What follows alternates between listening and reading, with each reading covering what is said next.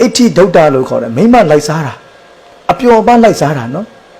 စီးပွားတော့ခြာပါရဲ့ပြီးရင်နော်အပျော်ပါလိုက်စားတာဒီနေ့ခေတ်ဆိုရင်ကလပ်တွေသွားမယ် KTV တွေသွားမယ်မိမတွေနဲ့ပျော်ပါမယ်ကိုယ်အိမ်မှာမိသားစုအပြင်နောက်တဲ့အပြင်မှာမိမထတ်ချအောင်မယ်အဲ့ဒါပျက်စီးကြောင်းပဲတဲ့မြတ်စွာဘုရားကနော်အဋ္ဌိဒုဋ္ဌလို့ခေါ်တယ်မိမလိုက်စားလို့ရှိရင်ပျက်စီးတာပဲနံပါတ်2ကသူရာဒုဋ္ဌတဲ့အချိန်ရှိတဲ့မူးယူနေမယ်ဆိုရင်လည်းပျက်စီးတာပဲတဲ့သူရာဒုဋ္ဌတကယ်ရစ်ထုတ်ပဲနော်အဲ့တော့နေ့စဉ်အရက်နဲ့အချိန်တွေကုန်နေတဲ့ပုဂ္ဂိုလ်ဟာလည်းပျက်စီးတာပဲနောက်တစ်ခါအခဒုဋ္ဌလို့ခေါ်တယ်အခဒုဋ္ဌဆိုတာဘယ်လိုလောင်းကစားဝါသနာပါတဲ့ပုဂ္ဂိုလ်တွေသတိပြုရမယ်နော်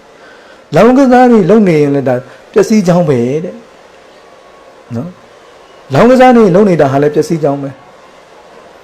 နောက်နံပါတ်4ကတော့မကောင်းတဲ့မိတ်ဆွေရှိတာဟာလည်းပျက်စီးကြောင်း